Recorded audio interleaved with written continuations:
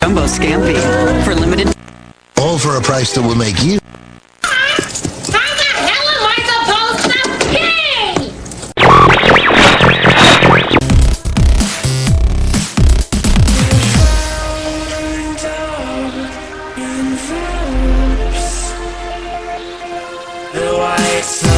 You're listening to BAMF, UK Comic Book Radio. Hello everyone, welcome to BAMF Comic Book Radio, your number one comics podcast for news, reviews and odd points of views. I am Barry Kempson and joining me today are the BAMF crew of Lucas, say hello.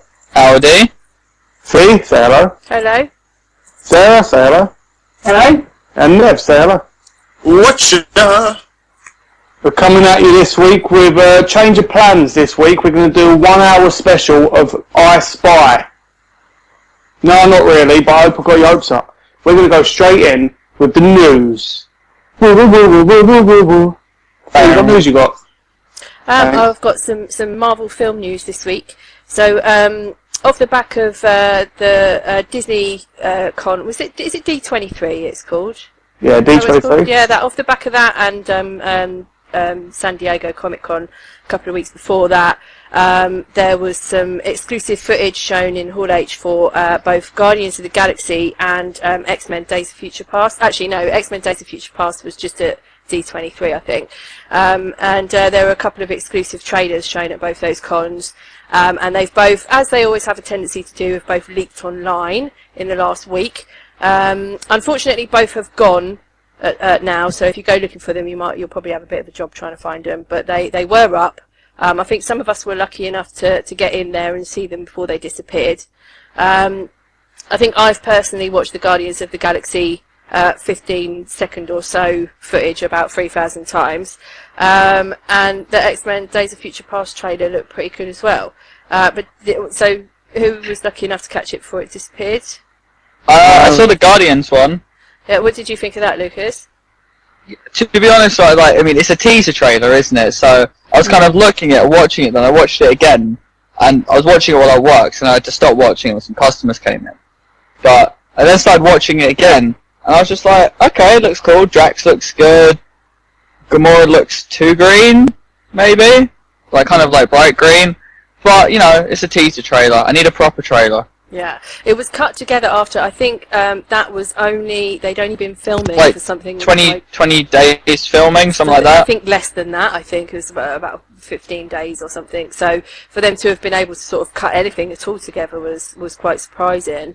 But it just shows, we saw a little bit of everybody, didn't we? And even a little bit of Rocket Raccoon, who, I've got to say, just from that little tiny glimpse of Rocket Raccoon that we've seen, it looked way better than I was even hoping, I think. So I've got quite high hopes for the CGI in this, fingers crossed. But everything else looked brilliant. I'm so excited about this film now for reasons which will become even more clear later on in the show. But yeah, it looked really, really good.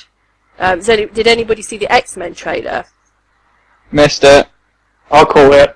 What did you think, Bertie? It was very short, wasn't it? It was really short and brief, and the quality wasn't all that, but it looked really good from what I could pick up. It had enough visual stuff to get me interested with a grey-haired Wolverine, or at least grey sideburn Wolverine. Yeah. 70s Xavier, who looks like a pimp, a little bit like an old pimpy guy. I could imagine him sitting out, drinking some exotic 70s drinks while getting off his face on something. I saw Halle Berry then, to thought, oh no, but then I saw everyone else, and all the old cast, and then there was a little bit of nostalgia for the older films that I didn't think existed, and there's yes, can't wait. It's going to combine the greatness of hopefully 1 and 2, which were really good, and X-Men First Class, and sort of mesh them into something that's I'm wary of it, to be fair, because it is a time travel story and this big idea, but I'm excited for it, I really am. Yeah, I'm excited for it, and I've got high hopes for this. I think it's going to work. I think it's going to be good. It will be. Yeah. And to go back on that Guardians trailer, were they singing at the end? Yeah, I think so. There was music playing, and then all of a sudden there's a line-up with the main team, and it looks like they're all singing this weird song, a bit of a cheesy ballad of some kind. It looks funny. It looks like it's going to be fun. a fun film. Nothing too dark and dank. And hello, BAMFers. I'm back in here with some news. Well, it starts off badly and kind of gets even worse and worse as we look at November's solicitations from Marvel. Bringing my Marvel reading list down from 4 to 3 is the news that Matt Fraction is stepping off the main writing duties from both Fantastic Four and FF from issue 12 onwards. Well, 12 with Fantastic Four, 11 with FF, so he can focus on the Humanity event that's coming up and the subsequent upcoming Inhuman series. It's apparently all entirely on Fraction's point, and he's plotted out issues through to 16, which Mike Allred will be then working with Kiesel, who's written some fantastic comics in the past. So it might not be all bad, but it is a terrible shame. Well, I was one of the ones who was really up for that. I think that, like, FF was probably the highlight of the entire Marvel Now launch last year, to be honest. So yeah, I'm desperate, and frankly, being able to see the Gen on a monthly basis, it's very sad. Guys, FF, sad, indifferent, happy? What do you think? Sad. I spoke about FF last week, and it's a book I've loved for a long time. The creative team and the characters used in the book. And I'm kind of, I'm alright with the fact it's Matt Fraction's choice. He's not being kicked off the book or anything, so that we will get an end to his idea, or where he's going anyway. But yeah, I'm sad. I hope that whoever these guys that are taking over, they sort of take a bit of what Matt Fraction's been doing and sort of take it with them and sort of try and carry on that tone, you know? But apart from that... So he's going to go write an Inhumans book, huh? Yeah, an Inhumans book. Well, I'm okay with that, because... events this year. There's going to be another event coming in... Oh, like, don't forget Cataclysm as well. There's like the whole Galactus League, the Ultimate Universe. Infinity, Cataclysm, this Inhumanity thing. Yeah, you know, we've pretty much had an event going on all year. Cataclysm doesn't matter because it's not in the main universe. Tell that to the Ultimates. Which brings us to... so I suppose, like... Oh, go on.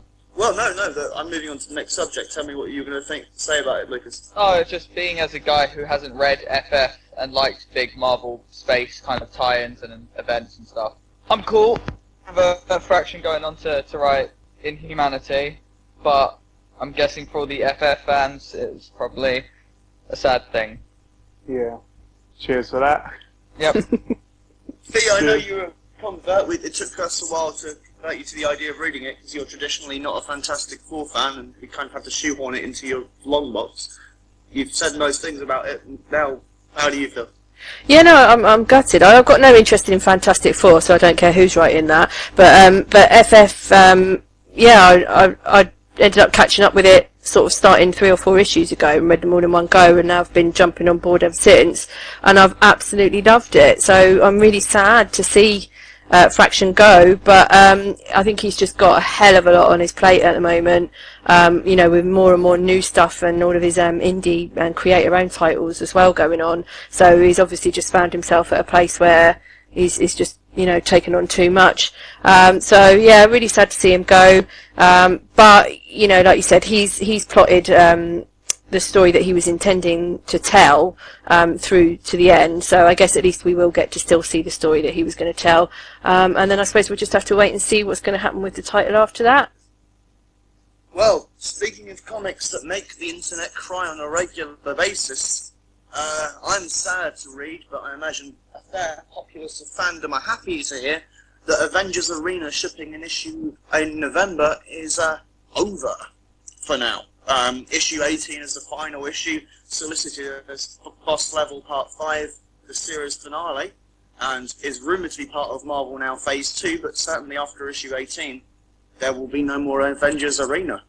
I kind of liked it because this week's issue had a particularly searing line about entitled narcissists who think the world has to be reconfigured in their particular whims and wishes. I got the impression that Dennis Hopeless had possibly seen a few threads too many about what people thought of Avengers Arena and its capacity of killing people on a regular basis. So I actually really enjoyed it, because, you know, I don't care what you do to characters as long as you do them in an interesting fashion, but apparently that's not a very popular point of view. Guys? Sorry, go on, Fig. No, I was going to say we really like it, don't we? I know we've spoken about it quite a lot. I think on both the shows that Bertie and I did on our own in the last few weeks, I think we both ended up talking about Avengers Arena, and it's been something that, you know, was a title I wasn't sure about to start with, and as it's gone on has just proved itself to be a really fantastic book, and like you said, Nev, started doing really interesting things with characters and actually doing the complete opposite to what everybody was complaining about and saying, oh, this is just, you know, gratuitously killing off characters for the sake of it. Well, it hasn't been doing that at all. Every single issue has advanced the plot and the story in some way, and interesting things have been happening to all of these characters. So I'm not surprised to see that it's coming to an end, because I did assume that it was a title that would be coming to some kind of logical conclusion, but I am surprised that it's happening this early. So I'm not entirely sure whether this is a cancellation because it hasn't been selling well, so they've decided to end it now and move on to whatever is going to come out of this, or if this really is the end that Hopeless has always had in mind all along. I don't know whether we will find that out or not, but there is going to be, from what I read anyway, this isn't the end. There definitely is something else happening as a result of this after November. Well, yeah, the last line is, of course, in the solicitation. It's also the launch pad for what comes next. Yeah. Speaking of things coming next, I think we've all got a little bit of joy in our hearts in a very nasty fashion, because finally, long after the cadaver and the carcass and the dead horse that's been flogged has dragged itself along way too long, hallelujah, praise the Lord, the Ultimate Universe and its funny books inherent to that are being cancelled. The Lord. Riddance. After Bill Gemmer's left Marvel, there was no point keeping you around. The entire notion of the Ultimate Universe was it was a place where you could tell interesting and intriguing stories. And let's face it, everything after the Ultimates 2 has been the absolute opposite of that. So I'm glad that those titles provided some work for some people who possibly needed it. But on the whole, basically really bad, boring fan fiction. Not all bad. I just Yes, cut in. well- Ultimate Spider-Man is good. This is the thing, Yeah, right? That's I'm the with Sarah good on one. that. Right.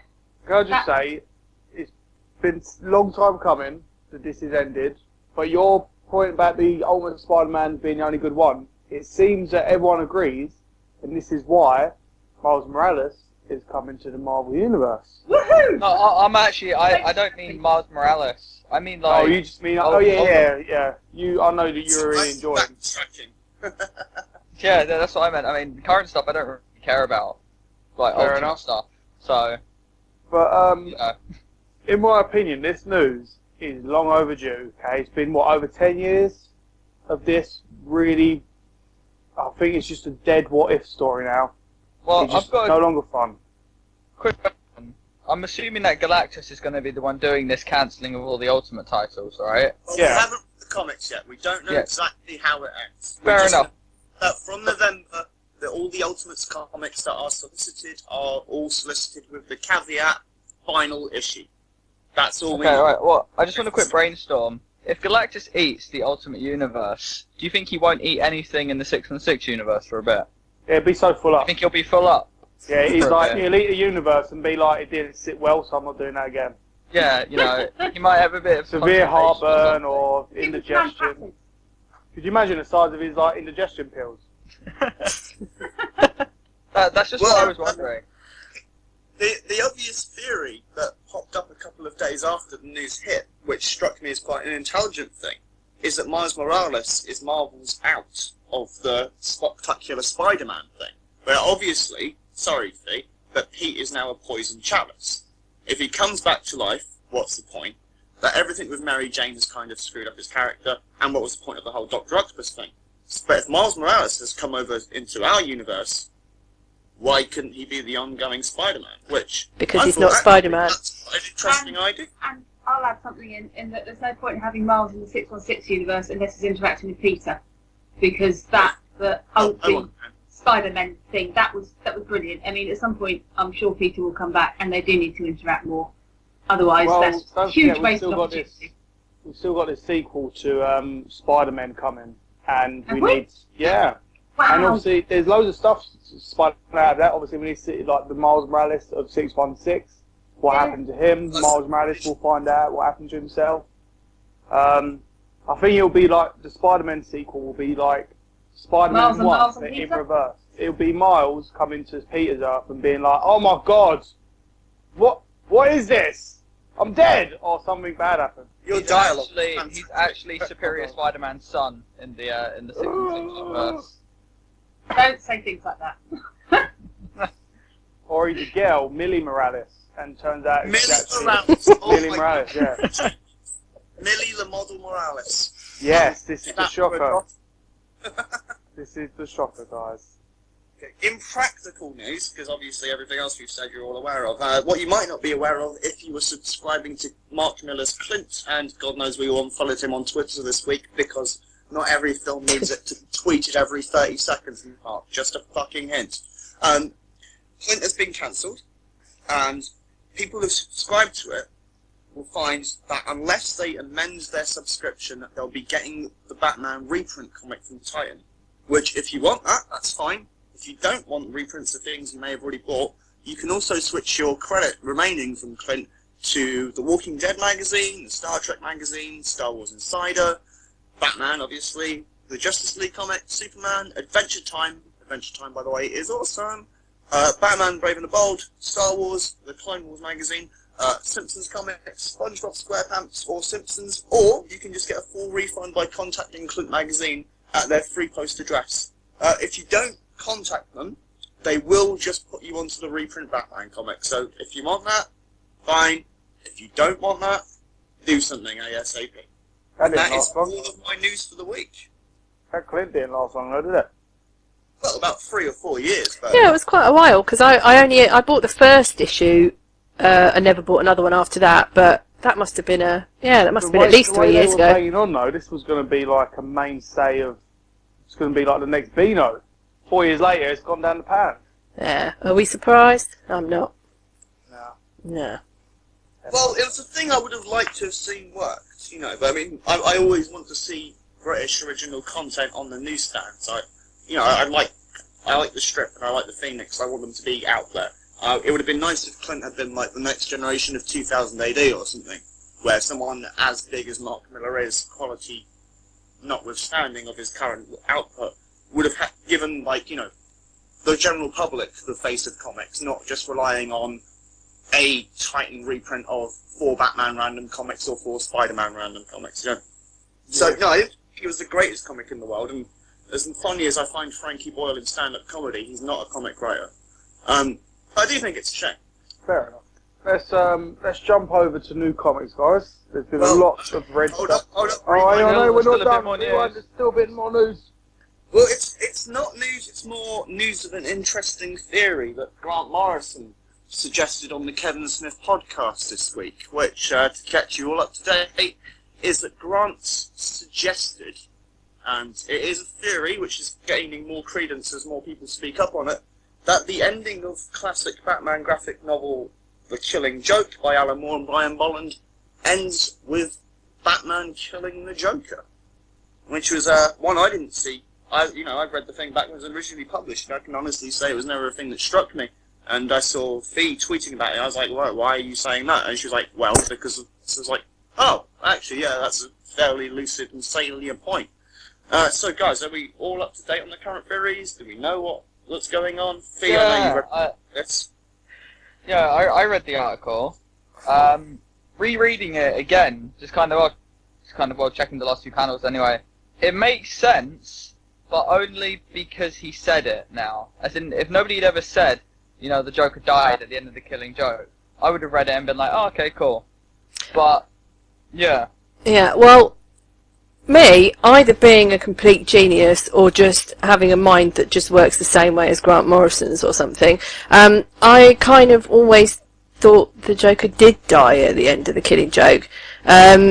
Because, and I've sort of been talking about this on Twitter and with some other people, lots of other people who are familiar with it and everything. The reason being, I guess I read sort of stories like this, like The Killing Joke and Arkham Asylum and Long Halloween and, you know, like all these sorts of like classic Batman stories as self-contained stories. I don't follow an ongoing Batman series, and I never have. So I sort of always read these stories of like one-offs. And The Dark Knight being one of the first Batman stories that I ever read, that you kind of, you know, you take that as a separate self-contained story that's out of continuity and everything. And I suppose I've always sort of looked at these stories in that kind of way. So I kind of, it was no surprise to me when Grant Morrison suggested this theory, because I've had it myself. And then I was kind of surprised that nobody else had thought about it. I'm really surprised to see people thinking that it was the first time they'd ever considered it. So I've been out and pulled it out this week and gone and had another read through it and looked at the end, and it seems even more obvious to me now. Well, obviously, now that he's pointed it out. I think the only thing was, as I said to Nevs earlier in the week, I think that it's because the reason people probably wouldn't accept that ending, that Batman kills the Joker, is because of what happens to Barbara Gordon in The Killing Joke. This is the comic where she, is crippled, and then goes on to become Oracle, which was then up until the New 52, obviously the standing history. That's what happens to her character. It became part of canon. And that happens in this story. So I suppose if you're going to take that, then obviously the Batman Killing Joker doesn't make sense. But if you're going to look at it as a self-contained story, then Grant Morrison's suggestion that it is the ultimate Batman Joker story is a very feasible and plausible one. Well, the case for the prosecution is, you're quite right. It was one of those things that was just considered part of the ongoing Batman narrative. Killing Joke wasn't originally designed to be a graphic novel. Killing Joke was simply Brian Bolland saying, I'd quite like to do a Batman annual. And somebody at DC saying, oh, who would you like to write? And Bolland said, Alan Moore. And that's how that project came about. So for the longest time, what became the Killing Joke was just going to be like Batman Annual 16 or something. It wasn't going to be like this huge special event, and obviously the establishment of the prestige format meant that, oh, we've got a nice thing here, we can shrink that into a prestige format book rather than just another annual. Well, what's asserted is there's apparently a phone call that went on between Moore and Bolland discussing exactly what was going to be in the story. And the theory is that this sneaky thing, which is, we haven't described it yet, but there's a couple of panels where Batman is looking at his gloves and he's caught the poisoned needle and then starts beating the crap out of the Joker, and the suggestion is somewhere in that fight sequence, Bats actually takes out the Joker with the poisoned needle. And that's what leads to the Joker being a mess at the end, and they both start giggling, and that's when we segue out and you notice there's only one stream of laughter as it carries on while Bats is holding the Joker by his chest. Not the neck, the chest, which I think is actually quite significant. But it's the problem with the theory is it's essentially a fan theory that's being overlaid, and I suspect if Grant says, I think Alan meant this, then because of the documented friction between Alan and Grant, Alan would probably say, oh no, I definitely didn't make that. I wasn't trying to make that point because one, he obviously doesn't want anything to do with DC, and two, he'd quite like to make Grant look silly. The problem is, it's a high fan point, I guess. Guys, what do you think? Sorry. Go on, Sarah. No, you go. I was going to say, you were saying that you were surprised people could have read it, not seen this before. The few times I've read it, it didn't occur to me that was what happened, that the Joker may have been killed. But I wonder if this was because when I read it, I knew that Barbara Gordon became Oracle. Yeah. That used her legs, or possibly it's just that I don't know. I didn't read that much in depth to it. I mean, it's not a story that I ever particularly loved. It's something that I read and thought interesting, but that's it. So yeah, maybe I just wasn't reading enough into it. As Nev said about it being a fan fiction, sort of fan take on it, maybe that's the case. I mean, having had a look at the panels again this week, I haven't really I think it can be taken either way. I don't think there's a definitive answer. So I'd quite like to know what Alan Moore thinks about it, but I think we're very unlikely to find out his view on it. So. Yeah, well, he's like everything else has pretty much disowned this and has said that it's a piece of rubbish. But you know, which is why I basically don't take any notice of anything Alan Moore says about his own work anymore. But I think that's the thing. What you said though, Sarah, it is ambiguous, and I think it can be. I think you can make an argument for it either way. And I think maybe the reason that it had crossed my mind, or that I had read it that way, is just because I personally really like ambiguous stories. I like stories that can give you different endings depending on which way that you can look at it. Yeah. So quite often I will read stories and sort of think, oh, well, maybe that meant this, or maybe that meant that. Maybe that's just my brain being weird, I don't know. But I do read things like that in that kind of way. So that's probably why I considered it. Yeah. You know, when maybe other people didn't. Yeah, it might also be the reason that I didn't consider that is because to me, you know, Batman doesn't kill. It's one of the central tenets of his character, and I really like that as part of his character. And I do this thing, you know, heroes they really shouldn't kill. You guys might have noticed this before. So maybe that's why it went the last was as well. But then when I first read it, I mean, I'd probably only been reading comics a few years as well. So now, I don't know.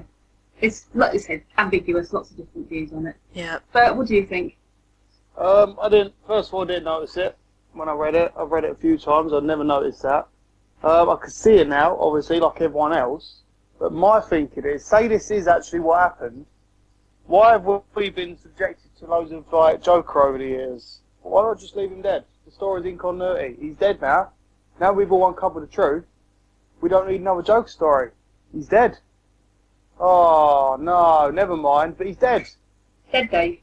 There you go. So no more Jokers, which means that you have to discontinue, like completely get rid of out your mind every Joker story from after the Killing Joke. Sorry, I wouldn't guys. put it past DC, to be honest, to retcon You a have bunch to of do. stuff. They have to do it now. They have to, because we discovered the truth. DC have to do it. Have to do this retcon. So they already have. Yeah. Before you kill a bit, the point that Grant is making is that it's the final, well, certainly the final Joker story, but it doesn't happen concurrently with anything else.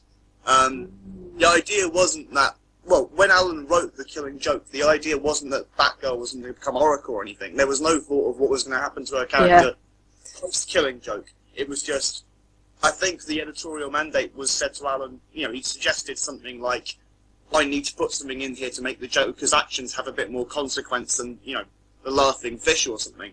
And he suggested something about Barbara Gordon. I believe, and people are fully free to point out if I'm wrong, but I believe he was told by his editor at the time, sure, kill the bitch or something. No, So, no, apparently the editor leaned his head out the door into the corridor and said, yeah, sure, cripple the bitch. With That's his the one, words, apparently. Which is... DC's editorial stance towards women never seems to have changed, does it, kids? But nonetheless, the point is that that was going to be a story that was going to be an end of, like a Dark Knight Returns, where you don't, you know, you're not meant to find out what happened in Killing Joke Part 2. It's just like, that's it, and that's the end. Yeah, to compare it to something that's recently just happened is like the Daredevil End of Days thing. Yeah, exactly. Yeah. Yeah, but it's not the end. So now Joker's dead. No more bringing him back. That's where you draw. That's no more.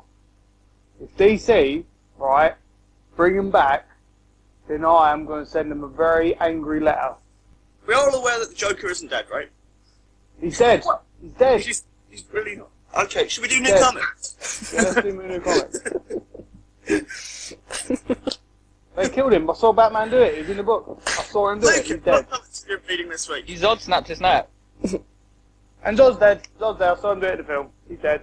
From now on, I'm taking every comic book death as a final. That's it. They're dead. Oh, It's you'll fun be you should disappointed. see that. Did you see Paul Pope's tweets? Paul Pope's clearly pissed off about something that posts the whole, like, comics are only for 45-year-olds, which, as I've already said, you know, that's not a mission statement, that's a statement of failure. If your whole angle is that you're trying to put these things out for 45-year-old men, then you've really screwed up what the fuck you think you're doing. But nonetheless, Paul Pope tweeted on Friday, please don't buy into the notion of fake deaths. If the hero dies, he should remain dead. And I was like, what? Paul Pope. We had Well, Richard Garriott being Paul Pope. Paul Pope, the most aptly named comic creator there is, you know. You know, we have a kinship in minds, I think, me and Paul Pope. If you're dead, you're dead. You're dead. I see you happy, you died. You're dead. Except if Yeah. you're Peter Parker. Thank you. Every- Moving on.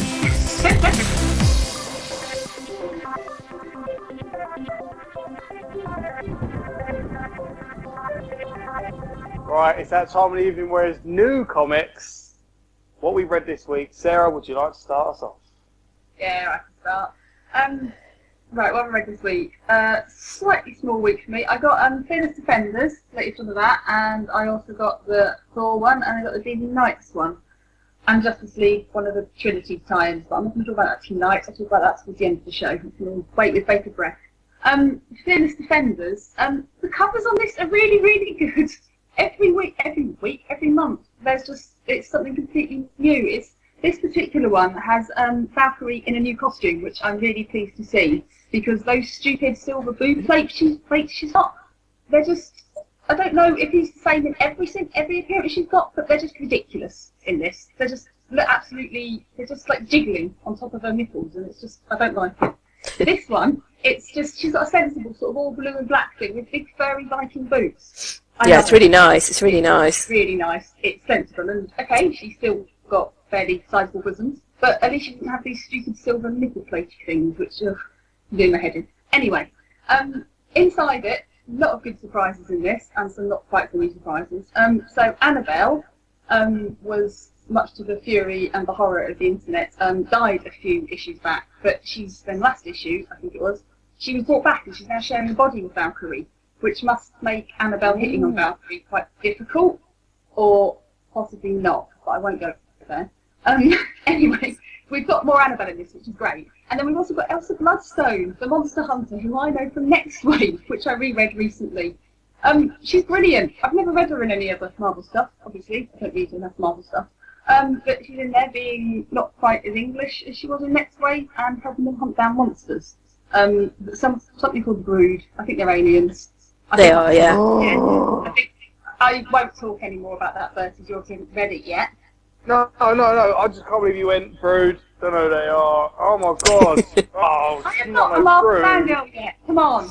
Oh, Let me discover it. Anyway, they're good. They're good monsters. And then there's a monster who's a Brood one who's not quite so evil and might even possibly be one of the Valkyrie, which is exciting. Yeah, this is a really, really solid series. It is probably one of my favourite Marvel ones, I think. It's in fact, I'd like to download lots of digital copies of it and then share it with friends, but I can't because I don't always have a free digital edition, which is a damn shame because I reckon it's a really good series to get people into comics. The only complaint I have with it is the inside art, and I've talked about Valkyrie's silly press things. And in this one, it's particularly noticeable, apart from one page, which is a fantastic example of an Escher girl with one leg like 3 times as long as the other leg. It's just, I don't know what was going on when they drew that, but it's just it's daft. You've also got Misty Knight. Now, while the other guys in it get to look quite angry at the fact that they're fighting these monsters and they're a bit pissed off and they're having to strategise and all that, Misty Knight is just genuinely made to just look pretty throughout all of it, which is fine because, you know, she's, in theory, she's a pretty woman, but it would be nice to have a bit more expression on her face rather than just pouty and hey, I'm pretty. And it does seem to let some of the rest of it down, especially when you've got the Botox just said she can't look angry. Yeah. I'm going to reject that hypothesis. That's not my fan canon. Alright. Okay. Anyway. But yeah, apart from that, the rest of this is a really great, solid, fun series, and yeah, much love for it. I really, really want to see what happens with the Annabelle Valkyrie thing. I'm assuming they get different bodies at some point, and I'm assuming the Valkyrie also likes Annabelle, because that's just grossly unfair if she doesn't. Yeah, I've been reading this as well, and I just read issues 7 and 8. Yeah, we're on issue 8, aren't we? Yeah. Yeah, issue 8 is the one that was just out this week, and then issue 7. It just feel like it's been out every week, or maybe it's just me because I've been leaving them to read all in one go. I think shipping. They were double shipping, weren't they? So, and issue 7, which is it's Will Sliney who's been on art all the on the series up till now. But issue 7 was Stephanie Hands, and that was the issue where Annabelle wakes up in Valhalla, and I thought that was beautiful. I thought the art in that was really, really, really nice. That was a really nice issue. I liked it a lot. And I heard a rumor that Danny Rand is going to be showing up either next issue or the issue after. So that is the Immortal Iron Fist, Danny Rand. I've heard of him. I think I read Misty Knight's ex? Yes. Or current partner? I don't think they're together It's at the an on moment. and off thing. It's like, on and off. Okay. And we haven't seen Danny Rand since Marvel Now, the Marvel Now relaunch. So and I love Danny Rand. So yeah, looking forward to that. Can I just quickly chime in? I'm not reading it yet. I'm like letting it build up. But from what it sounds like, it sounds really good. I love the Valkyrie sharing the body again. She used to do it way back in the 90s. Yeah. Defenders series. That's right. Yeah. She would always share a body like this rich millionaire. I can't remember her name at the moment. But then, like when she goes into battle, she switches into Valkyrie. Yeah. She's always done it. These two, they can switch at well, I think at will. So at one point, Valkyrie was getting rather violent and possibly deadly in battle, and Annabelle came back in and was like, I'm not having this, this is what I'm here for, this is why we bonded. So, and we're basically having a go at her while we're seeing Annabelle, and then turned round and there was a brood monster there, so I think then Valkyrie came back into the body. It's all a bit, it seems to be, I guess they've both got a consciousness. I'm thinking of it a bit like Firestorm in the DCU, where they've both same body, and then you usually got the other kid's head sort of floating alongside. I can't remember their names, but it never used to be that. I didn't think it used to be that fluid, like where one of them could easily just snap in. I thought it had to be like a give or take sort of thing. Okay, it does sound really interesting. Yeah, you're in for a treat. It's really good, and I imagine if you read them in a whole stack as well, that'll also work really well. I mean, the double shipping is working is good for me because it means I don't have to wait too long between it. But yeah, really good stuff. Another one I read was Thor, and it was the conclusion to the God Bomb storyline, along with all the gore, the GORR, I think, stuff. This seems like it's been going on forever. I know we're only on issue 11, and I only think I picked it up from issue 3 or something, but some of it did feel like it was being drawn out a bit much. But now we finally come to the conclusion of it, and the last few issues have been really, really great. I was wondering how they were going to finish this, since I think in the previous issue this God bomb was going to explode, which was going to destroy all the gods from the past, the present, and the future. So, you know, all potential ones or ones that has ever been, that haven't been, weren't already killed by Gore. But of course, we've got 3 Thors there. We've got young Thor, Avenger Thor, an old man, and grumpy Thor. Avenger Thor saves the day with his 2 hammers of story justice, I guess. But the nice bit about how it's worked is because he was using them to, I think, smash the God Bomb or something around the God Bomb, and all as the bomb was rippling out through all time, all the gods that were around were somehow linked and knew that Thor was trying to save them or was fighting for them. So basically, they all prayed to him in that moment, and in praying in that moment, I mean, he's a god, of course he responds to prayer. That helped him save the day. And I just thought that was a entirely appropriate, really good way to finish off that particular story arc. It just all felt, it just felt well crafted, well done. It just apt. It was great. And there's also one really good big splash page with Avenger Thor hitting the 2 hammers. It's all got a grey background. Look at it now, and it's Avenger Thor has the I can't remember the name of the thing. It's the black gloopy thing which Gore has been using to fight the other gods, and it's sort of been taken it into him, and so the tendrils are reaching out and attacking Gore, and the entire 2 pages it's all done in the background is grey with this white of the lightning coming out, the crackle of the thunder done in blue, and it is absolutely lovely. All the double splash pages that they've done in this series from like the last 6 or so issues have been beautiful. They would make really good prints to go on the wall. It's nearly worth it, I think, to buy it just for these splash pages. They're just fantastic. Yeah, really good. And I think the next issue is taking us back to the Earthbound and Down is what it's called. quite looking forward to that. I don't really know how Asgard and that sits. Not Asgard. I don't know how. What was it? Is there an Asgard now? Is it, or is it just like a floating bit above Earth? Is that how it works? It's a bit weird. There's an Asgard in Oklahoma, but there was the new Asgard built where Odin locked himself, guarding over his brother's dead body. It's a long thing after Fear itself. So you'll get to eventually. You'll get to it. Yeah. Anyway, it looks exciting. One last thing I want to say about this comic, and actually about Marvel Comics in general, is the letter pages. They're really, I've missed them in DC, but Marvel seems to do it a lot better. And the Marvel one, for example, is called "And Lo, There Came the Hammergrams," which I just think that's funny. I think it's really funny. If I look at it, I laugh. And then the editor asks for suggestions for music to listen to while you're reading Thor. So you're having all this wonderful Scandinavian battle metal being suggested, which is right up my street. And I really should probably listen to some of them. But at the moment, I'm just liking the writings and the letters and the recommendations, and along with some of the pictures they're printing as well of cosplayers and various Thor hammers. It's great. It's a good way of making people feel involved and interacting with them. And it always ends the issue nicely. The Fearless Defenders one is also lovely. Is anyone else reading Thor? I am. I haven't read this issue yet. I am really excited to read it because, as you said, it does feel like this has been a bit dragged out. Yeah. I think it could have ended a little while back, but it's had really great moments. I love the 4 granddaughters. They've been really, really great. Hitting on one of their hitting on their granddad, which is weird. I loved the discovery that Thor goes into every battle drunk. He's never sober. He's a Viking, of course he goes into Which is brilliant, because imagine when there's this serious cosmic threat and then Thor shows up pissed, waving his hammer around like, "I'm Thor, mate. I've just got a hammer." Thanos, look, waving it in his face. And Thanos is like, "Fucking idiot, look who's showing up." But anyway, like you in a fight. Shut up. Stating a fact. Yeah. But yeah, really good. I am a bit worried because I don't think Esad Ribic will be on the next few issues. I hope he does come back. But I heard he's taking a break. I'm not sure who the next artist coming on is, but you know, I have faith that he'll be back, and I have the faith that the person taking over will be equally as good, because you need someone equally as good to fill those boots. All right. What else? What else? The last one I'll talk about is Demon Knights.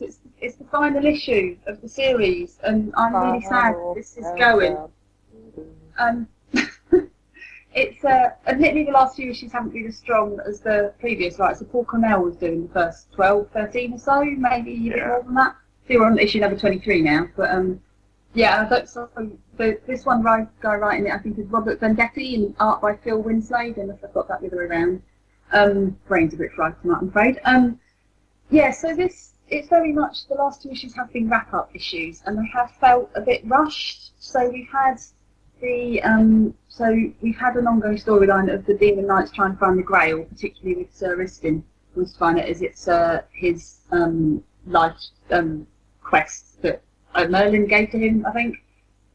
So he's all out wanting to find the Grail. And they found the Grail, and they're in the city of, I want to call it Alcobar. I think I've got that right. Yeah, and there's all these giants coming along, and they want to get the Grail back because it was stolen for them in a quite involved plot last issue. And then I think last issue the Grail was brought out of its safety box, and then it gives life and hope and makes everything wonderful, and makes like old dormant seeds that have been laying in the stones for hundreds and hundreds and hundreds of years burst into life, and huge tree trunks drop out and grow up, and everybody's actually about to get killed by all these amazing new life forms. And then the Grail gets put away, and then at the end of last issue, a horsewoman whose gift is that she speaks to horses. Best power in the world. Yeah, of course, horse whisperer. Everyone wants that. So she I would say she's a wheelchair user. It's the Middle Ages, so I'd like to say she's a horse user, but that sounds a bit different, a bit weird. Yeah, don't say that. Don't say that. Don't say that. Oh God. Anyway, we're getting some weird shit now. She can't walk, so she uses the horses to get around. So it's quite handy. She's got like a professional horse whisperer. But because the Grail brings apparently life to everything and makes everybody fulfil their potential to be the best that they can be, now her legs work again. So the last issue we just saw her standing up and everyone going, "Oh my God, horse with your legs." And in this issue, it talked more about it, and that's where it confirmed that the Grail has the potential to represents the power of life, and yeah, everyone's going to the best they can be, and all that. I just read that thinking, I know this is a wrap-up story, but it does feel like the politics are slightly dodgy there. Like, say, if your legs don't work, and if you're a wheelchair user, or you need a horse to get around, perhaps you're, like, I don't know, not as good, and it's, I don't know, I suppose, I don't like using the word cripple really, but I think that's possibly how this is being written. It's that sort of thinking, and I just find that a bit bizarre. But I mean, one of the other guys got fixed as well. So Istin had been bit by vampires, and then his disease was cured.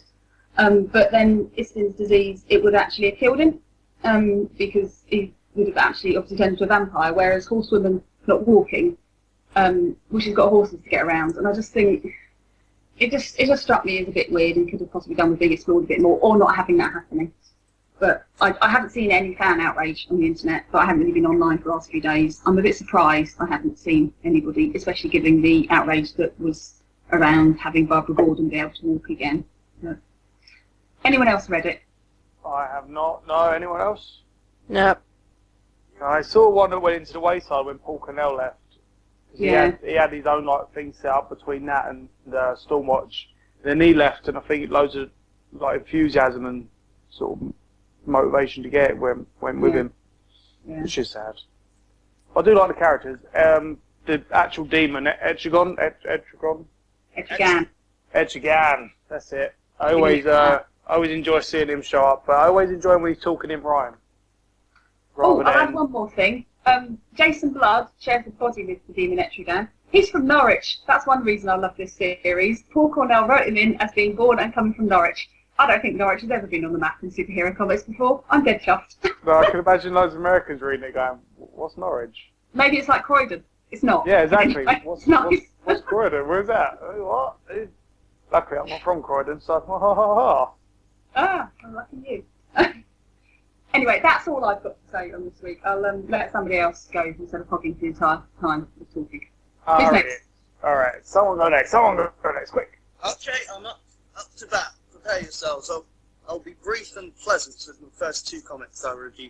First up on my radar is Plants vs. Zombies, obviously the spin-off of the hugely popular tower defense game that is on pretty much every system known to man and has, taken over the world. Most video game comics are generally, and let's be fair, but honest, they're rubbish. The Borderlands comic was particularly bad, the Max Payne comic, Dead Island. In fact, I'm struggling to think of anything that wasn't published by Valve that was a good adaptation of a video game comic. But guess what? Dark Horse got it right, because Plants vs. Zombies is fantastic fun. It takes on the perspective of having had the zombie apocalypse happen. These kids who are friends and related to Uncle Dave are kind of like, why are all these plants around them? What are these zombies doing? It's a really cute, fun, all ages, intelligent, well-drawn, well-done piece of funny book. My God, a comic that the rest of the world could see and go, I recognise that, and the actual execution of the title is not rubbish. So there's a win and possibly a hint for anyone else thinking of doing adaptations of work. Cough, cough, hint, hint, say no more. Plants vs. Zombies. 4. What have you done? Is it, everything. Is you say it was an all-ages comic? Yes. Oh, okay. You said Plants vs. Zombies, I expected it to be some adult gore fest, but that's good. Are you aware of the Plants vs. Zombies franchise? No, I don't game. It's all cartoony and like, bright and shiny. Oh, okay. Yeah, it's not like Walking Dead or anything, It's not like a Venus flytrap decapitating thing. But it's could like you literally imagine? a pea shooter shooting peas at zombies. Okay, let's not go too far off of the tangents because we are not overwhelmed with time. Second comic is from Titan Comics by the sumptuous Dan Boltwood, who's turned out many, many good things and did a few backup strips in Phonogram and lots of other stuff. It came as Dan's tribute to 1950s British sci-fi movies that were not overwhelmed with the greatest scripts or production value, and it's his tribute to them, and it is sumptuous and lovely, featuring the adventures of Dr. Brett and, is it Doris? If it's not Doris Dan, I'm very sorry, but it looks like Doris, so we'll go from there. They're essentially going through a village, and suddenly aliens attack. The dialogue is ridiculously camp and silly. Dan's a very, very silly man because he's tried to get as many dirty jokes past the American readership as he possibly can in one comic. The thing looks beautiful, it's funny, there's all kinds of bonus things like posters and pin-ups and mock IMDb pages about the actors. It's total joy. Titan once again knocking out of the park with their new line of original works. Really nice to see all that effort and money being invested in original British talent, and seeing stuff that's, you know, stuff that you can say it's not by Marvel or DC, but it's really good, and I'm really happy that stuff of this quality is out there. More on Dan and It Came to Come in coming weeks.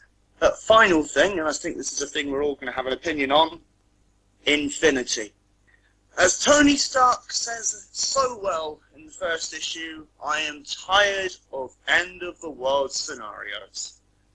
It's not a particularly bad comic, but it ain't worth $4.99 of comic. And having looked through the solicitation for later issues, they're all $4.99, and this is Marvel's usual trick of having the big event be $1 more expensive than the regular comics, and then suddenly everything suddenly bumps up to that price of the big crossover, which is why New Avengers or Uncanny Avengers is $3.99. Wasn't overwhelmed. I don't know. I don't care is the main problem.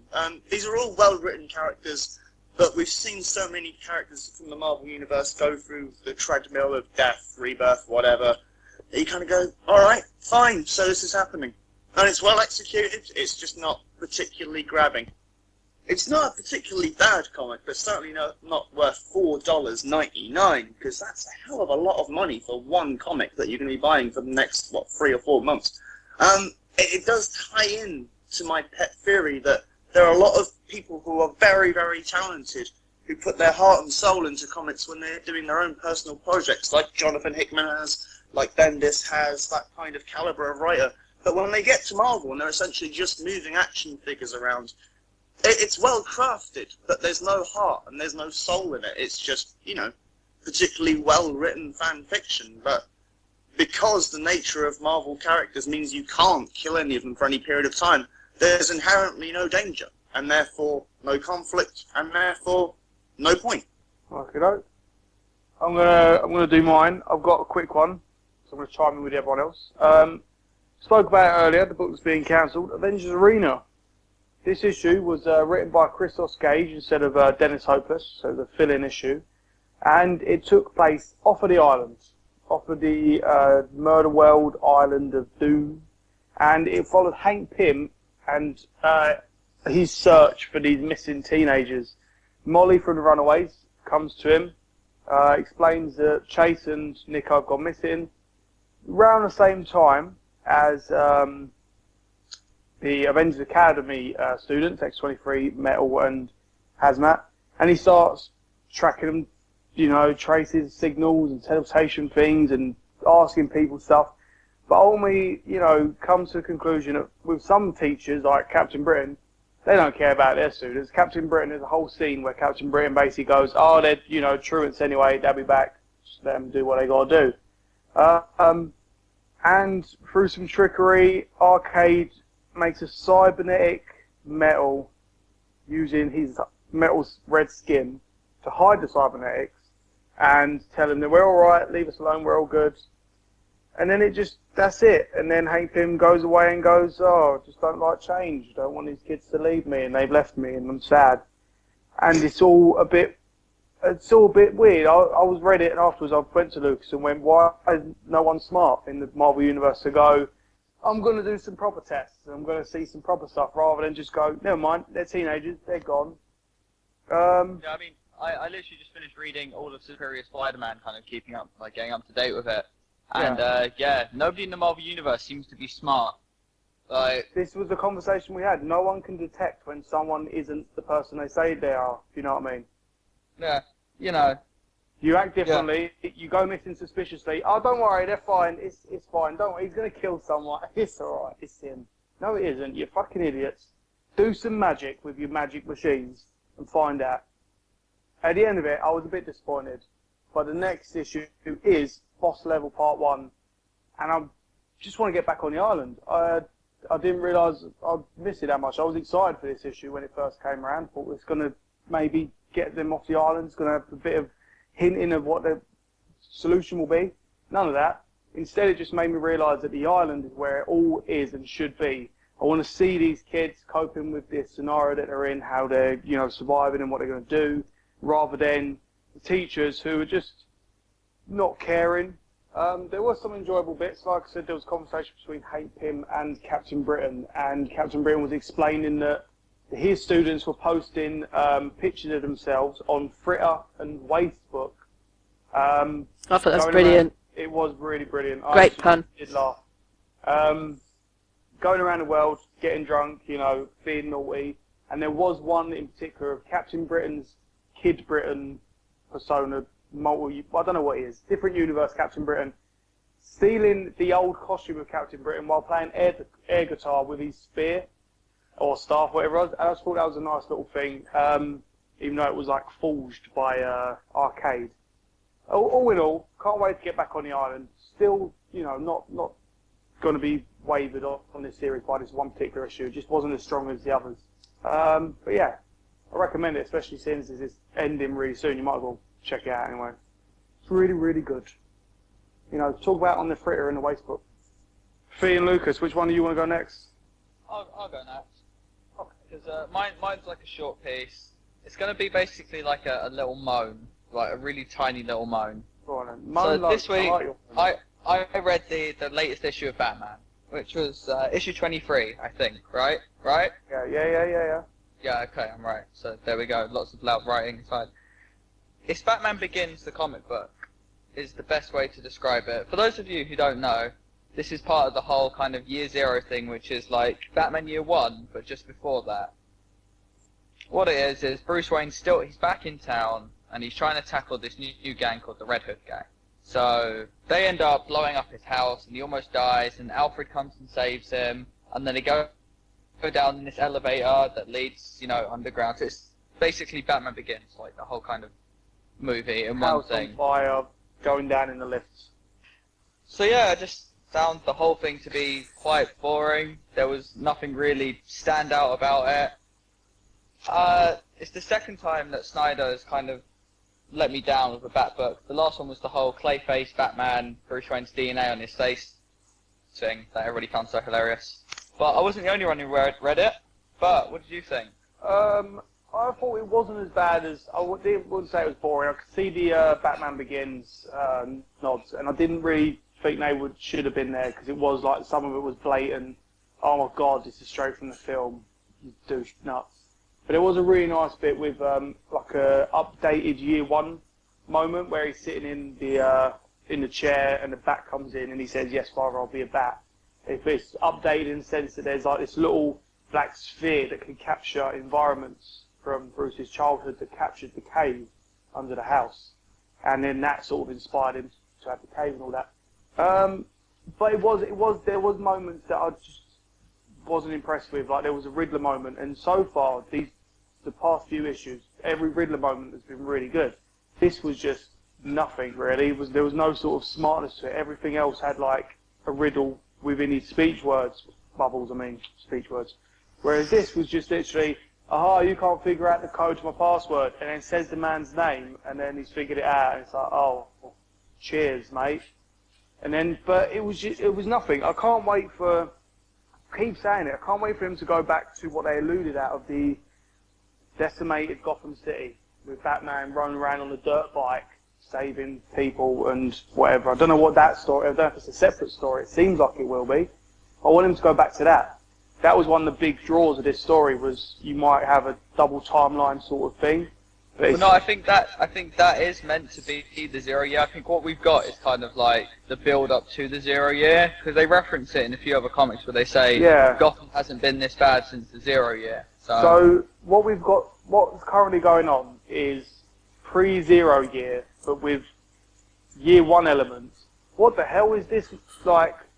This is like 0.1 year. I don't know. It's weird. The time placement in itself is a bit weird now because I don't know. It's just odd. I'm going to see it through. I'm hoping that it gets back up. You know, that it seems to be ebbing and flowing at the moment in the series. But I wouldn't say it was mega boring. Just needs a bit of sprucing up. Give me that Mad Max Batman.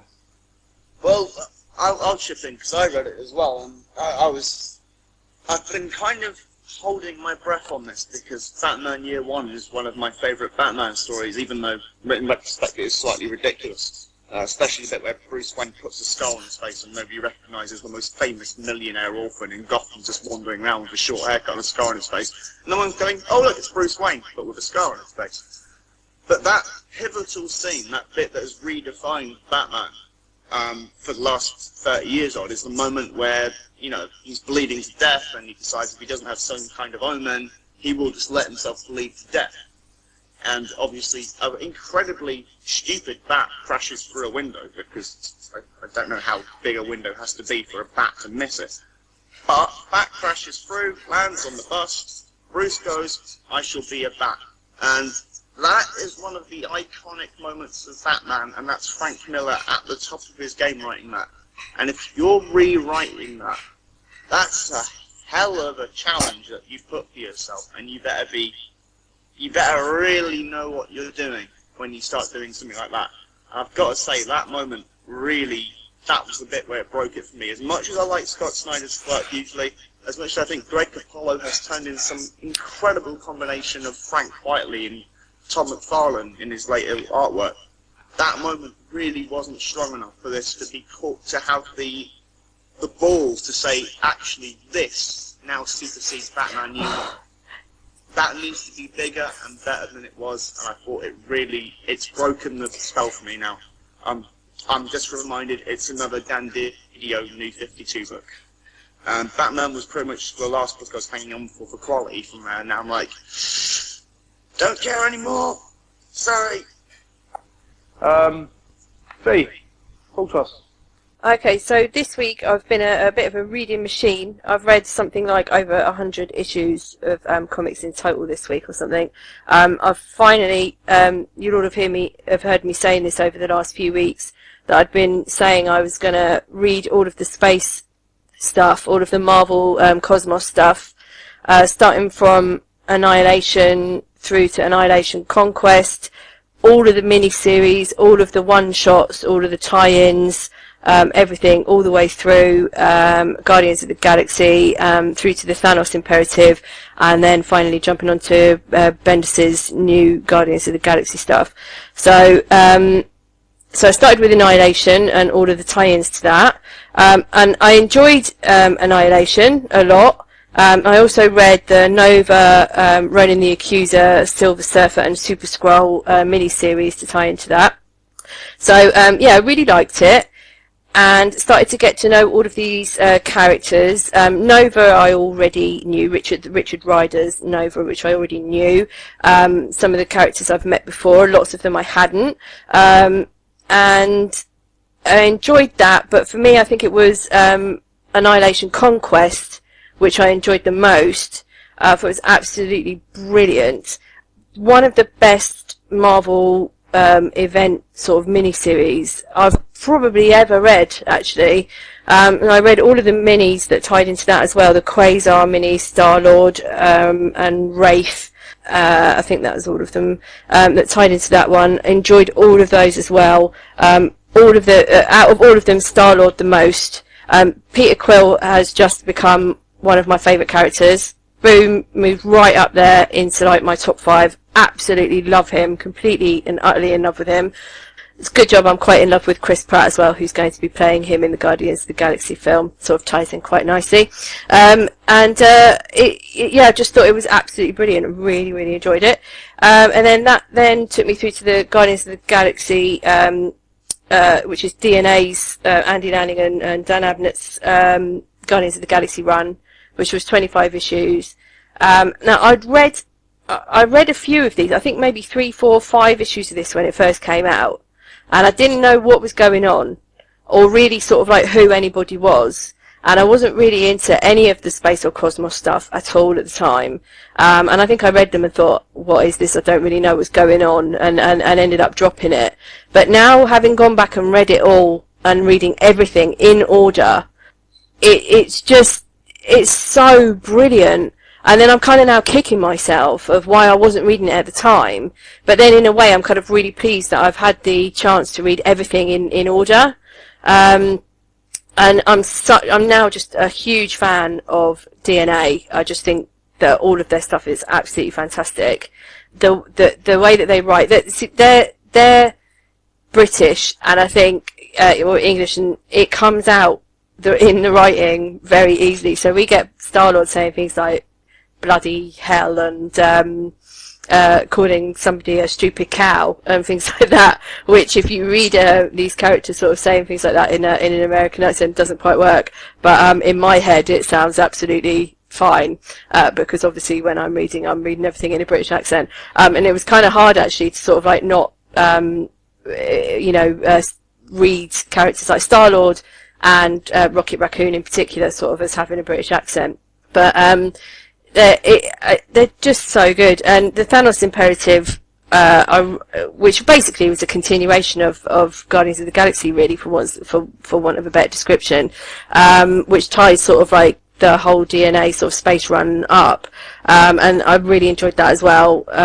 And I'm really, really glad I went back and read it all. It's absolutely fantastic, and I can't recommend it highly enough to everybody. If anybody's sort of like thinking, was a bit like me and sort of was thinking, oh, the space stuff wasn't for them, maybe they just sort of, haven't really bothered with it before, I think you should go back and pick it up and have a read, actually. You'll probably find quite a lot in it. And with the film coming out, with Guardians of the Galaxy coming out next year, if you want to sort of get familiar with the characters and stuff, this is a really good way to do it, is to go back by reading all of this. And I really, really recommend that you do. Then, once I'd finished all of that, I moved on to the Bendis Guardians of the Galaxy. Boom. And oh my god, talk about a letdown. I don't It's not as like good, is it? Nowhere near as good. It is like that Bendis has gone, right, what I've noticed is he has made a decision to take Peter Quill, Star-Lord, back to the sort of like old original sort of like Chris Claremont and the other people that were writing him way back when, like in the sort of like 70s and 80s.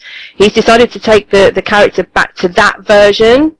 So in a way, it's like he's like read all the DNA stuff and thought, yeah, whatever, and has gone all the way back to sort of how he was. So they've changed his hair colour, so he's now blonde again. So all the way through Annihilation, Conquest, Guardians of the Galaxy, Thanos Imperative, he has brown hair. But now all of a sudden in the new series he's got blonde hair, because he originally, like way back when, had blonde hair. So they've like changed his hair colour. They've changed his costume again, got rid of his helmet, which the one that he had all the way through the Annihilation stuff and everything, which I love. Coolest, awesomest helmetist of Everest. Completely agree. And then they've got rid of it and have gone back to sort of like an updated version of his like original helmet. And it's like, why? But then, and in the film, it's actually going to be the DNA version, not this stupid new version. So why have they changed it? Anyway,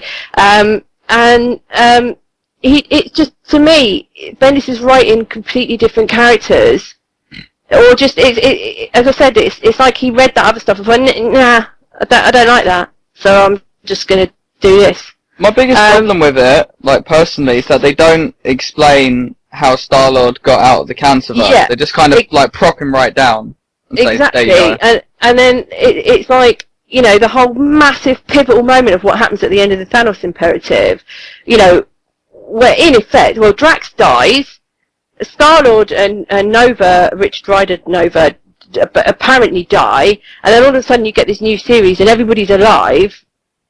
Drax is alive and Star-Lord's alive, but at no point at any moment is it ever explained why. I'm hoping that we're going to get some kind of explanation at some point. I hope it doesn't just get brushed over or whatever, because that would be really annoying. Have you read issue 5? I have, yeah. Okay, so you know at the end of it with the whole kind of like Thanos like says, "Hey, what's up?" and Peter's all like, "Hey, what's up?" Right? Yeah. Maybe next issue we might get them talking about what happened in the Cancerverse, or they Yeah, could completely or some piss all stuff over about- that, and just like continue on as if never happened, and they might play chess or something. My theory, just to have that little Lucas brainstorm, is that Thanos sort of went, "Fuck you guys," escaped. Nova was like, "Oh, we got to go after him." Star was like, "I'll go after him," and Nova was like, "No, I'll go after him," and they argued over it, and then Nova was like, "Oh, you go on," and just sort of stayed behind. That's Well, the dialogue as well that goes with it. yeah, that's a good story. I look forward to reading that. But I don't know. It just to me feels like Bendis hasn't quite got a handle on these characters, or at least not the versions that I have just got to know and love from all of the stuff that I've just read. I mean, as well, another thing I really didn't like is he's got Rocket Raccoon going around shooting people, going "Blam, murdered you! Blam, murdered you! Blam, murdered you!" That just doesn't fit with the Rocket Raccoon that I've just been It's reading. also a bit annoying as well. And kind of like annoying, every yeah. panel, like having to read it again. Just Yeah. maybe that's just me completely being agree. lazy with my eyes, but No, it's just not right. It doesn't feel right. I mean, I don't know. Maybe it needs a chance to sort of become its own thing or whatever. I don't know, but we'll see. It's odd, actually, sorry, Charlie, it's odd that you say this, because normally they write the modern comics to go for the film. Yeah. I've seen it a lot, but the film that's coming, as it's already been said, has been based on the DNA stuff. Yeah.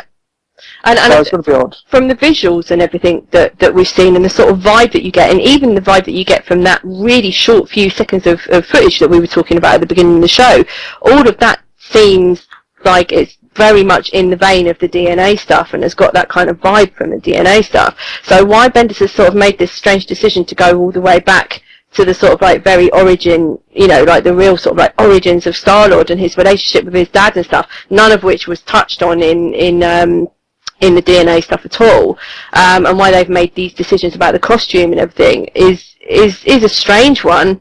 But I don't know. I mean, I guess I know what they're doing, or maybe they don't, and we know better, and we should be in charge. But either way, bit weird. You never know. Yeah. You never know. But in summary, I mean, I just think if you've picked up the new Guardians of the Galaxy series and you're reading it, and you kind of, you sort of enjoying it, but you want to know more about the characters, I'm going to say to you, go back and pick up the DNA stuff. Even if I would say go back and just read the DNA Guardians of the Galaxy, but really to get the most out of it and everything, I think you do need to read, at the very least, the Annihilation and the Annihilation Conquest minis and the Thanos Imperative. I know that's a lot of comics, but it's worth it. Really, really good. I'm just gonna second that there, as like that was kind of like Annihilation and Annihilation Conquest was kind of what pulled me into reading kind of Marvel in general. You two are both mental because you sat down and managed to read all of those. Yeah, no, I read it kind of around around the same kind of time space, like over the space of like a week, and I wish I could express it as well as Fee did, but unfortunately I'm devoid of most human emotion, so. And I don't even think I've managed to explain myself in, to actually get across to you how much I loved this, in a way that was good enough. Because it's just, I want more of it. I want more. And unfortunately the new Guardians of the Galaxy series doesn't seem like it's going to be the thing to fill in the gap. I'm still going to personally, I'm still going to pick it up just for the sake of picking it up. Yeah, because it says Guardians of the Galaxy. Yeah, no, I'm still going to get it, and I'm still going to hope that maybe at some point Bendis wakes up and realises how to write the characters properly. But we'll see. Are we going to touch upon Infinity? Yeah, so I know Nev spoke about this earlier on. So cause that was my aim, that I was going to get all of this stuff done before Infinity started, because obviously we knew that Thanos was going to be in Infinity. So I wanted to know exactly whereabouts Thanos was in terms of the Marvel Cosmos and what had happened to him and everything before I started this. you've all heard me give my feelings on New Avengers and Avengers over the last few weeks. And I have not been enjoying either series particularly. I found them long and drawn out and quite dull. Not really my kind of thing. Neither of them have very much felt like an Avengers, to me, an Avengers title.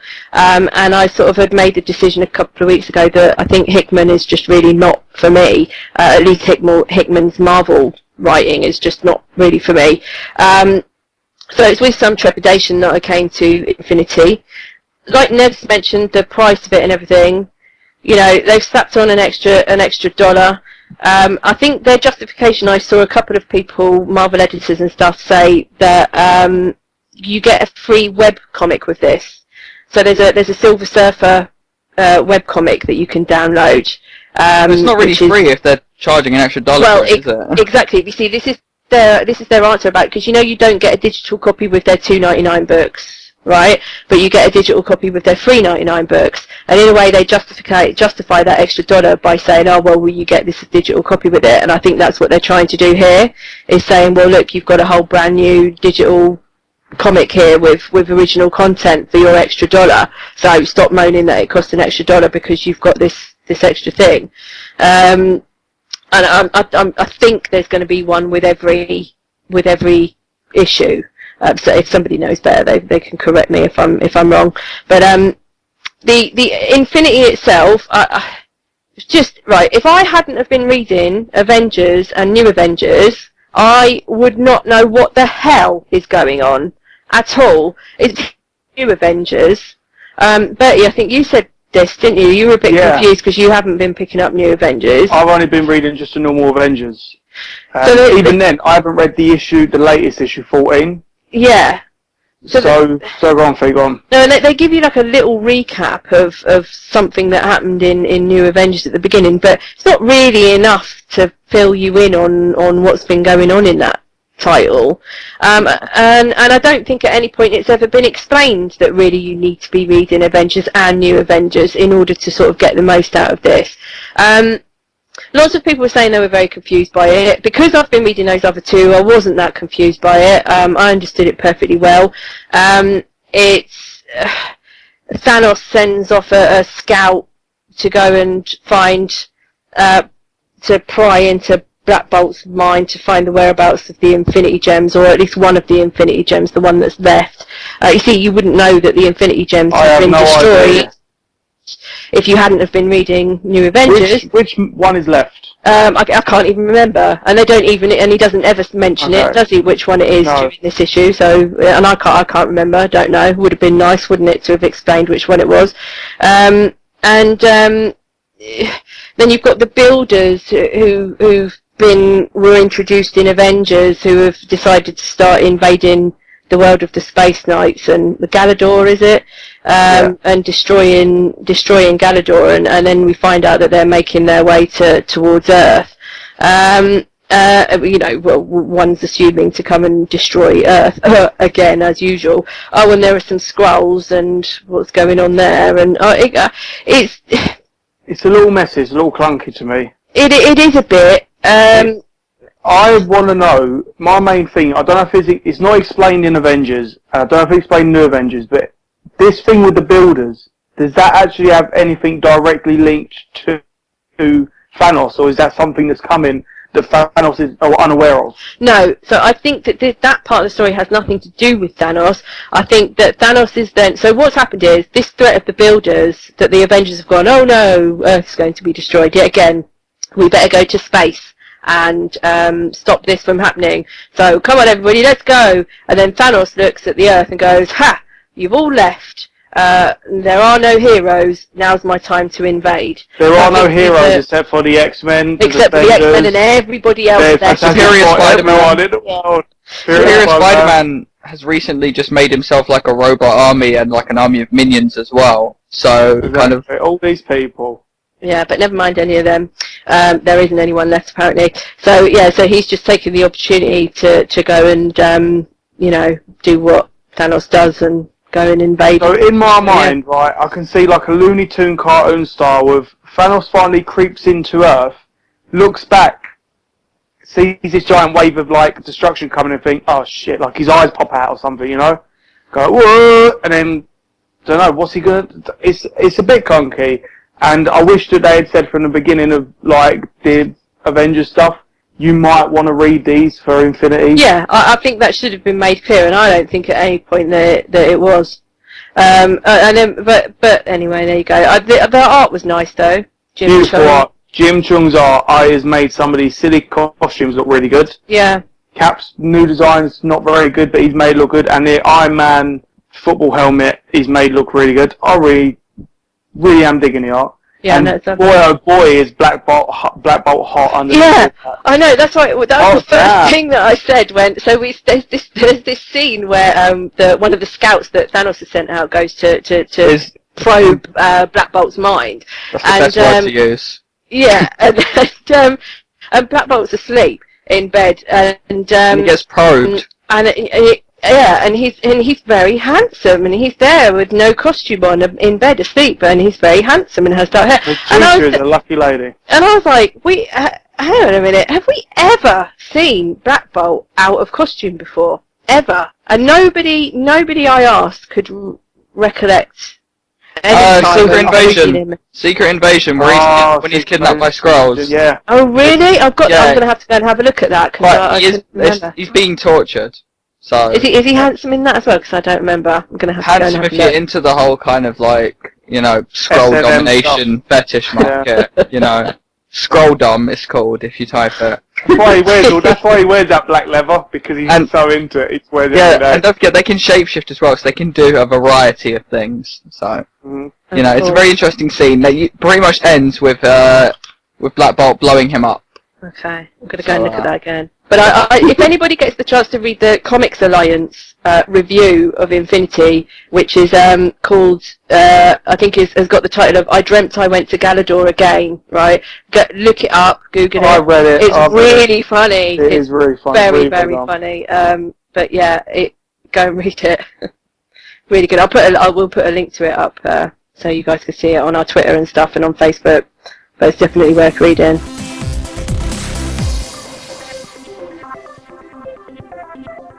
Okay, so we're going to move on to mystery comics now. So Sarah has chosen our mystery comics this week. So we've got two, I believe, this week. So Sarah, if you'd like to introduce them.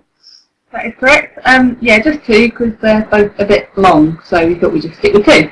The first one is The Pro, which is a book by Garth Ennis and drawn by Amanda Connor, which is about a prostitute who gets superpowers and then basically gets recruited into a satirical version of the Justice League of America.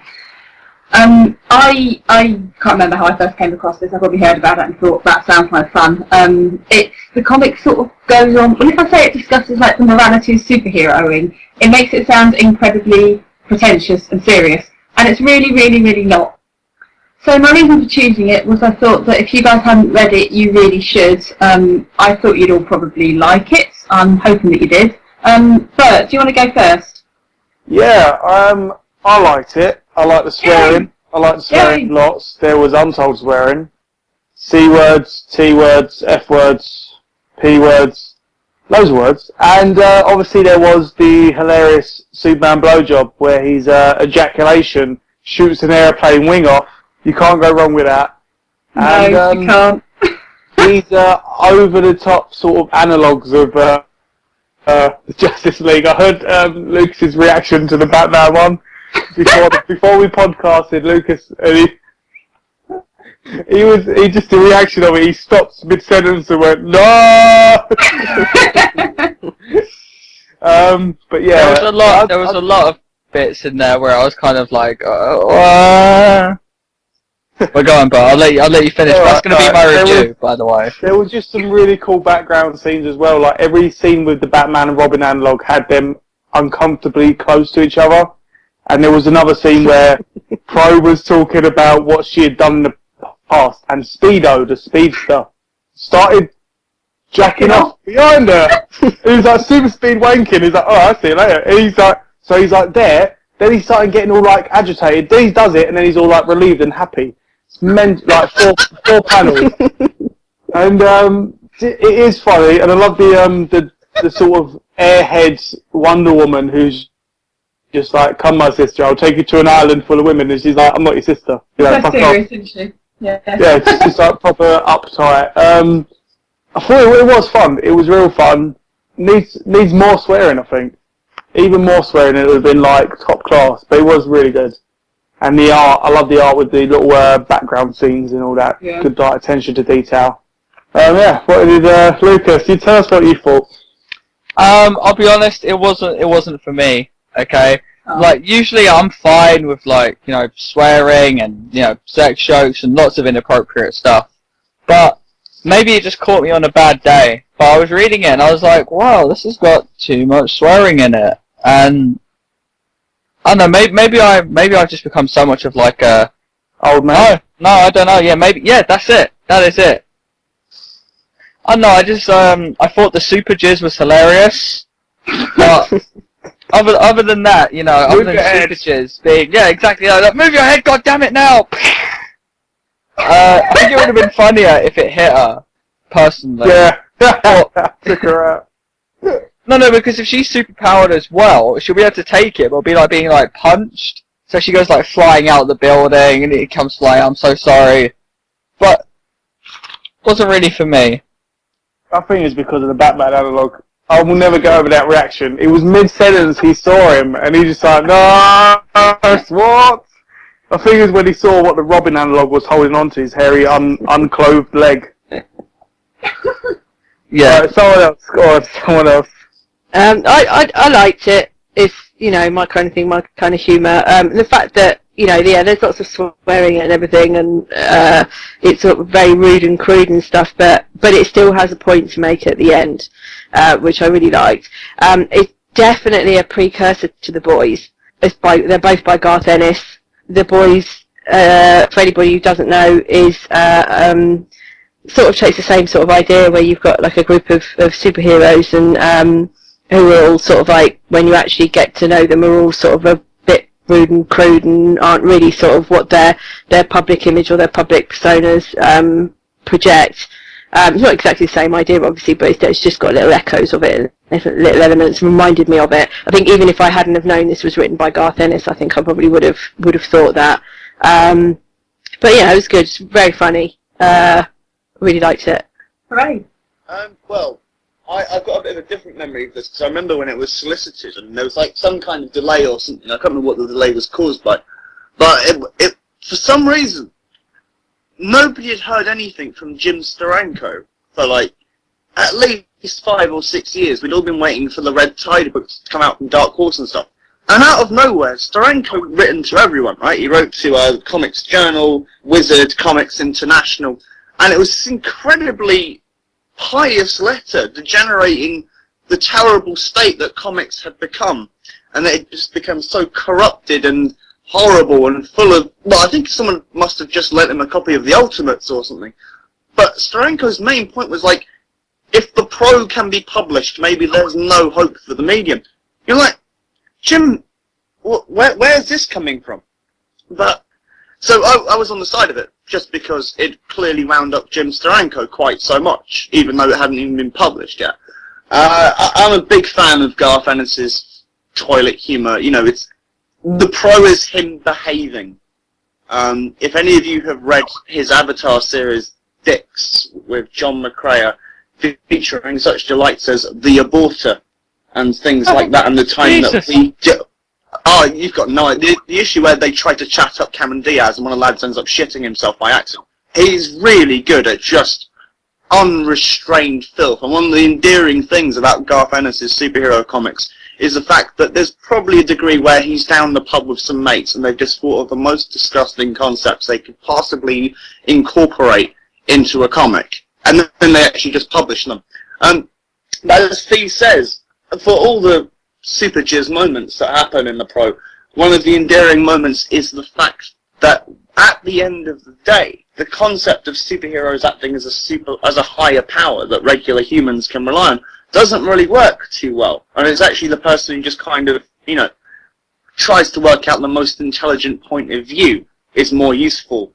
That the idea that intelligence and common sense is actually more useful as superpower than just being able to blast eye beams. And I don't think Garth is a big superhero fan very much, is he? But the thing we really should have gone into, I think, is how good is Amanda Connor at expressions, at layout, at body language. She's so talented, and I really wish she'd done more. You know, she's just like such a great artist, and just seeing her doing covers now is kind of sad. You want to see her do more, because she's up there with Kevin Maguire for actually doing facial expressions that work, and people who look like people. Yeah. I think she's better than Maguire, but I love Amanda Connor. Everything I'd pretty much buy everything that she's done if I could afford it. But yeah, she's good. So yeah, I believe there's it's not the copy we reviewed, but there's the most recent printing of the Pro has the main story dealing with the whole, you know, her origin and stuff, but there's also a backup story, which is what she does before this happens, which is also worth reading. So yeah, I can't say enough good things about the Pro. I'm glad it's in print, and I'm glad that there are comics like that around, just to kind of break up the general seriousness of, oh, here's an event of doom, and you really need to blow that pomposity up as one hooker in a small costume. So yes, love the shit out of the Pro. What's the next book, Sarah? Right, next book is called Clockwork Watch: The Arrival. It's an independent comic, not quite self-published, but I can't remember the name of the press. It's one of, I think there's going to be about 4 comics in the series, and it's a steampunk book about the development and creation of clockwork servants in Victorian times. I found this because I've been following the artist on Twitter or a blog or whatever. Her name's Jenny Gilblad. She's a Swedish illustrator, but she's living in the UK, and she paints everything in watercolour. And I think I loved her art from the first moment that I saw it. So I thought, yes, brilliant, bring out a comic, buy it. I've never actually read any steampunk before, so it was my first introduction. I thought it was pretty good. I hope that you guys like it. I'll also just say something about the whole Clockwork Watch concept. It's not just comics; it's this whole interactive thing. So they launched The Arrival with a sort of interactive theatre event, and throughout the production of the 4 comics that will make up the whole series, there's a website where people can submit their best sort of like stories for it, and like behind the scenes sort of, I don't know, newspaper events reporting and stuff happening at the time, or you can create your own character and come along to Clockwork Watch themed events, and the very best ideas and concepts and art and letters and stuff that are sent in will be incorporated into Clockwork Watch universe, which is, I think, an interesting idea. I haven't got that involved in it, but I am obviously mostly keen on the comics. So, what did you guys think? Bert, do you want to go first again? Yeah, sure. This one I read after the Pro, so obviously I was in that mind of pro-ness. Quite different. Yeah, it's very different. So, yeah, it took a bit of adjusting. I love this set in London. I love the little nod to Crystal Palace and Sydenham Mill, and I always like seeing places I know and been. It's a weird little thing. I like to see them in books. I like the idea. I do like the whole clockwork world and the clockwork servants and the blimp transports and stuff. But it just didn't, I don't know, maybe it's because I just read the first issue, it just didn't grab me as much. Maybe it was because I was in the Pro sense of mind. Really nice art, love the art of it. This world they built up of the clockwork world was interesting. But yeah, I'm gonna read more, because I don't want to just judge it on the 1 issue, but at the moment, I'm not super grabbed, but I like to do a 3 issue at the very least. So I'll read more, and I'd say check it out. I do think it's for different people. Don't read it after the Pro, whatever you do. That will just not work. Yeah. Yeah. It's good, but it could be getting better. I'm going to check it out, and hopefully it does. I'll be honest, I'm going to jump straight in there and kind of second that with Bert. Anyway, at least the whole kind of don't read it after reading the Pro thing, because it really does kind of done this. Yeah, I read it like pretty much straight after reading the Pro, and I was a bit like once again, maybe it caught me on like the wrong kind of day, but I mean, in all honesty, it wasn't for me. On the plus side though, I really did love the art. I thought the art was like sexy art. That's weird. That is a weird way to describe art. That's weird. Sexy art. In a completely non-sexy way. But, you know, I like the art. Okay. Fee? I didn't, right, until a few months ago, I hadn't really heard of steampunk and didn't really know what steampunk was. And then actually, I think we went to MCM.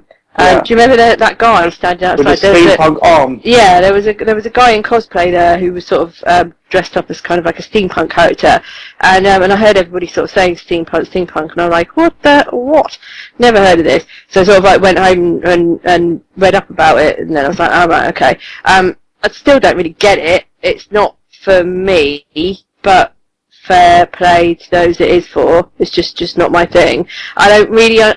What I don't get is to do something historical and make it, to go back to a certain period in history and then make it something that it wasn't, because that period in history has already happened.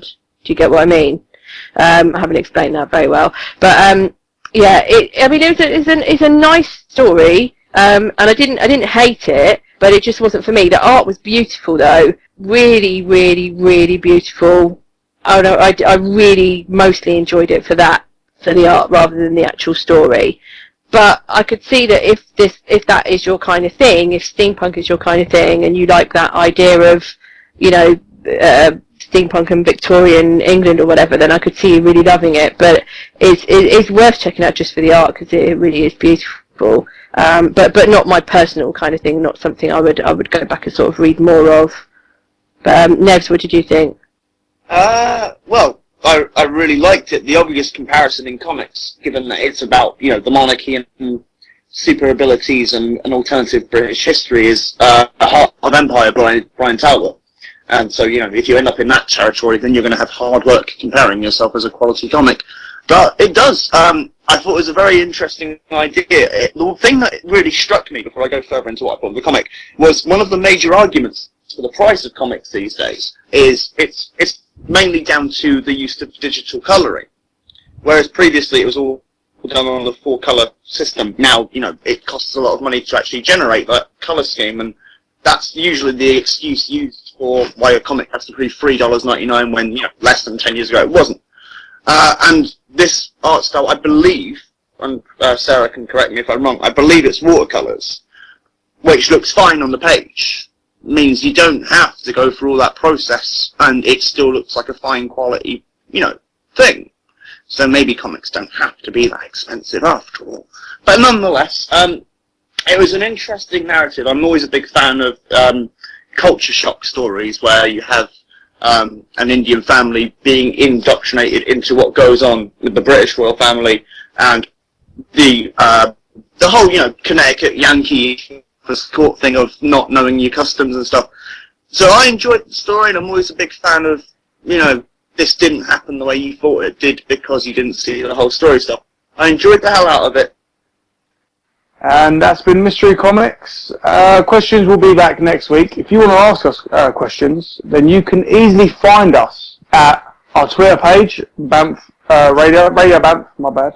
Facebook, BAMF Comic Radio, and Tumblr, Radio BAMF. Just ask us the questions, submit them in, and we collect them, and we will answer them for you. And that is it. That's the wrap up of the show, guys. We have been BAMF Comic Radio. I have been Bertie. There's been Lucas, Fee, Sarah, and Nev. Say bye, guys. Bye, guys. Bye. Don't forget, also, we are on wearearcade.com, where you can find us, our articles, and our sister show, Anime UK. Go check them out, they're very good. And that is it. We love you loads, we love you long time. We'll see you next week. www.wearearcade.com